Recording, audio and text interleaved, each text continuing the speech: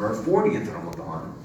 And the notion as to why it tends to be experienced the same way again and again, that I go through the same mechanics, the same rituals, the same practices. The idea isn't that the spiritual exercise isn't giving us increase in benefit, but I'm giving up something the way that they gave up something when they went from Mecca to Abyssinia, or Abu Bakr potentially was going to go, but then stays when Ibn Daghina tells him that you need to still be here in our society, or they all get up and leave from Mecca to Medina. The aspect that gets left behind for some of us isn't about leaving behind something, but defining and identifying what is it that I'm actually then going towards instead. That when you leave from this place today, it's infinite, the possibilities of where you could go. You could leave from Isna, Canada, and you could go and have a second iftar. You could go and get coffee. You could go, God forbid, and pursue something haram. You could go back to your homes and be asleep. You could go to a multitude of options. But what's the purpose of us leaving behind what we leave behind purposely?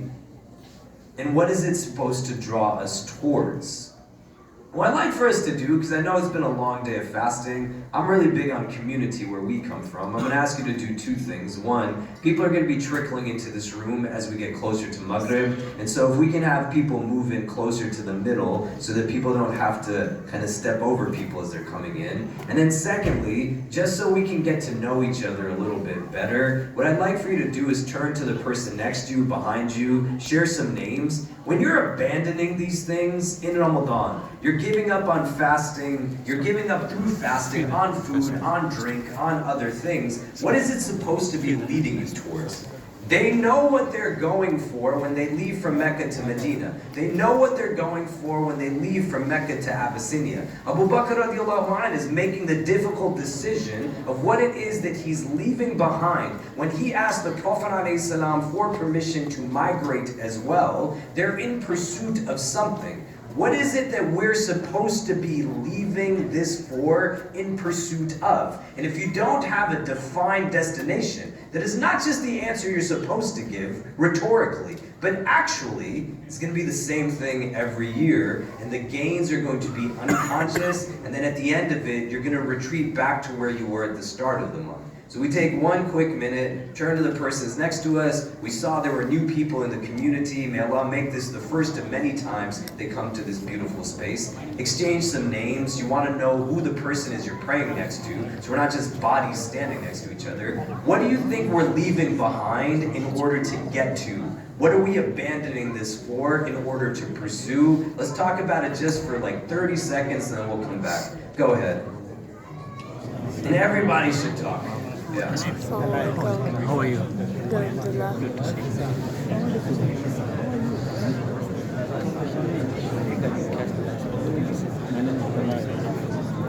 Actually, sweet there, man. We gotta break it. There you go. It's more scared. Even he's fasting, but I know, it's a common law. Squeeze, bro. Break it. Yeah, there you go.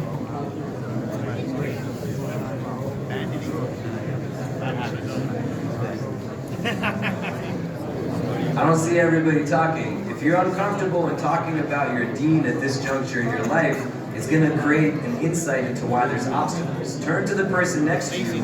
What are you supposed to be working towards when you leave this behind?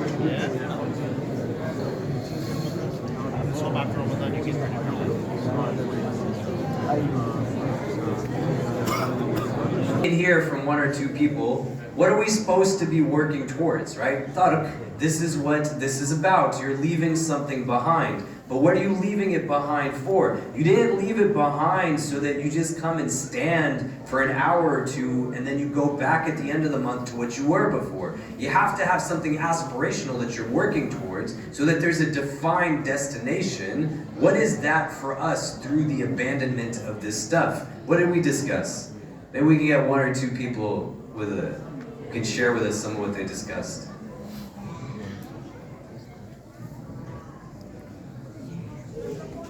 Pain is not one that's at a tangible level. It's not about I'm moving from where I sit to the doorway, but the journey that you're taking is an inward journey. If you fast every year of your life, you should not at the outcome of it be somebody who treats people poorly. It shouldn't be hard for you to tell your children that you love them.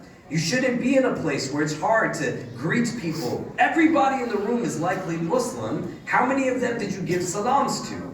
And the metric of the journey of transformation inside cannot be ascertained if you are in pursuit of ambiguity. You're leaving behind something to go towards what? The Quran tells us, لَعَلَّكُمْ تَتَّقُونَ, so that perhaps you might attain taqwa, because if you don't have defined destination, you're working towards ambiguity. And the chance of it being consciousness rooted in a divine imperative, the potential is there. That's why it says, لَعَلَّكُمْ تَتَّقُونَ. It doesn't give you a definitive sense that X will yield you Y. It says potentially, meaning that there's other potentials as well. And you could have a fast that the hadith tells us to be mindful of, that all it's giving you is hunger and thirst. May Allah protect us from it. What these people are buying into that we can draw upon from the Hijrat sections of the hadith, the seerah literature, one of the most profound speeches that are made on the Hijrah from Mecca to Abyssinia, where they are fleeing persecution and their abusers chase them to bring them back. They find comfort in the kingdom of a Christian king, which is important to understand just how informed our prophet is. He could have sent them anywhere, to Persia, the Byzantines, the Romans. He chose to send them to a kingdom of a black Christian king. And this is important because in the main hijrah that takes place, the muhajirin are going to rely on the ansar. The people who immigrated are going to rely on the indigenous populations. Where I come from in the United States, immigrant Muslims actively chose to work with white institutions and not engage established black Muslim communities that had been there since the country was founded. There are people who exist that are there that can welcome us in, but deriving these things and understanding it is not by chance that the Prophet sent his first group of companions to this place, and the kingdom was of Abyssinia, modern-day Ethiopia.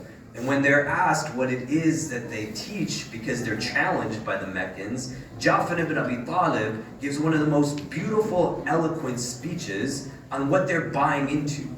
Sirah is about movement, it's a pathway. Sharia is a path to water. Tariqa is a spiritual path. Suluk, it's a path. It's all about movement. It's not about staying still. You should not be experiencing Ramadan exactly the same every year. Something is off, and I would argue it's about what am I really working towards, the way that they moved for the sake of Allah, and this is what they believe Islam is in that early period. And you'd have to ask yourself, somebody took their shahada here tonight, and they asked you, what's this Islam thing about? Would you only give them mechanics and rituals? Why do you fast? What would you say? Ja'far ibn Abi Talib, when the Najashi asks him for insight, this is what he says.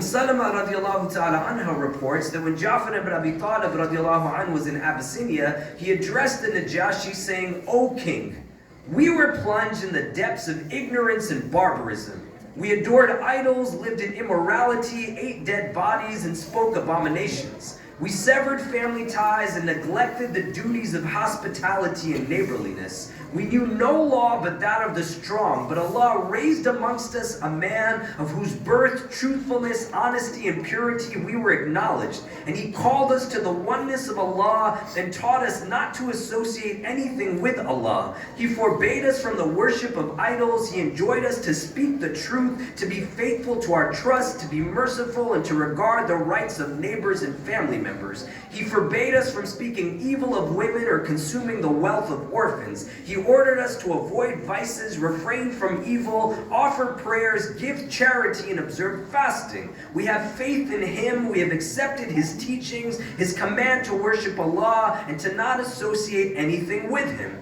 We have allowed what He has allowed and prohibited what He has prohibited. For this reason, our people have risen against us. They have persecuted us to make us a abandon the worship of Allah and return to the worship of idols and other abominations. They have tortured and harmed us until we found no safety amongst them. So we have come to your country in hopes you will protect us from oppression." The Najashi said to them, "Do you have anything with you from Allah?" Ja'far said, "Yes." The Negus said, "Then recite it to us." Ja'far recited from memory the verses of Surah Al-Maryam. The Najashi and the bishops in his realm were moved to tears due to what was recited to them until their beards became wet. The Najashi said, "Indeed, this recitation and what has come from Musa have emerged from the same lamp. You are released. By Allah, I will never surrender them to the Quraysh."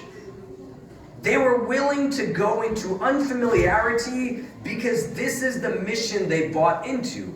This is what they understood Islam to be. It wasn't a once a month out of the year experience, but they gave up everything because they knew what they were working towards. And what they had inwardly through a faith in this thing was greater than any paltry sum of dunya that they could hold on to. And you have to identify for yourself in your own now inward hijrah.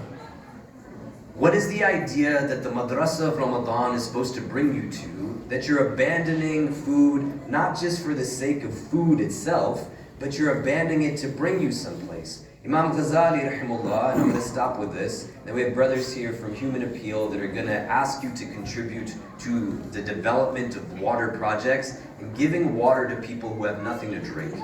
And I've been in refugee camps and conflict zones in the aftermath of an natural disaster, and I've seen people who have nothing other than sewage water to drink while they are pregnant, and they are in a place where it's creating ailments for them. And it's important with a heart that's experienced Ramadan that you listen to what they do and ponder on hadith that say the greatest charity is giving water, clean water to people to drink. Because a lot of people don't even fundamentally have this. Understanding this, there's an excerpt in the Ihya where Imam Ghazali rahimahullah talks about 3 degrees of fasting. Ordinary, extraordinary, and then what he calls perfect fasting. Ordinary, just the abandonment of food, etc. The next level, the fasting of like your eyes and your ears and keeping them from engaging in sins and consumption that way. And then the final form, he says, that you're fasting from any worldly thought other than a worldly thought that is conducive to placement in the best in the world hereafter. But the next paragraph that he discusses, he says that the ulama would say that it is a sin for somebody experiencing Ramadan that they spend their day just planning what they're going to eat at the time of breaking fast. Why is this a problem? You didn't abandon food, so you just think of food all day.